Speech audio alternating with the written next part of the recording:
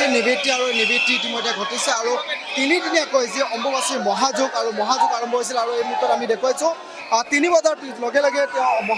যি অম্বুবাচীৰ নিবৃত্তি ঘটিছে আৰু নিবৃত্তি ঘটাৰ পাছতে এনেদৰে তেওঁলোকৰ যিখিনি নৃত্য কৰ্ম আছে আৰু সেই নৃত্য কৰ্ম কৰিছে আমি ইতিমধ্যে দেখুৱাইছোঁ যিধৰণে মন্দিৰ কমিটিয়ে বিগত সময়ছোৱাত যিধৰণে কাম কৰিছিল আৰু তেনেধৰণে তেওঁলোকে সম্পূৰ্ণ ব্যস্ত হৈ পৰিছে আৰু এই মুহূৰ্তত আমি দেখুৱাবলৈ চেষ্টা কৰিছোঁ মোৰ লগত সতীৰ্থ ভিডিঅ' জাৰ্নেলিষ্ট প্ৰভাত আছে প্ৰভাতে দেখুৱাইছে সামগ্ৰিক পৰিৱেশ ইতিমধ্যে গোটেই নিশা এনেদৰে ভক্তসকলে এই নিবৃত্তি সময়কণলৈ অপেক্ষা কৰি গোটেই নিশা তেওঁলোকে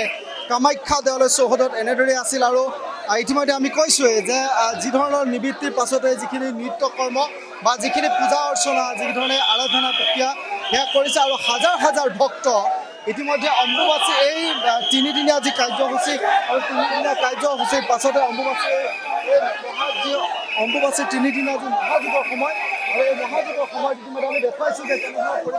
পৰিৱেশে ইতিমধ্যে বিৰাজ কৰিছে আৰু এই মুহূৰ্তৰ পৰিৱেশসমূহ আমি দেখুৱাবলৈ চেষ্টা কৰিছোঁ ভক্তসকলৰ যি আচলতে পুৱাৰ গোটেই নিশা আচলতে তেওঁলোকে এই সময়কণৰ কাৰণে অপেক্ষা কৰি আছিল আৰু মহানিবৃত্তিৰ পাছতে যিহেতু মূল দুৱাৰ খুলি দিয়া হ'ব যিহেতু পবিত্ৰী আৰম্ভ হোৱাৰ লগে লগে মূল দুৱাৰ ইতিমধ্যে বন্ধ কৰি দিয়া হৈছিল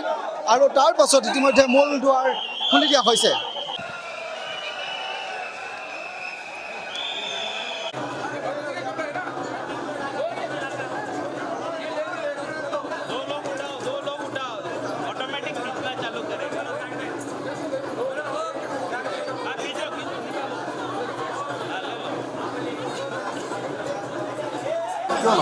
কিনো কম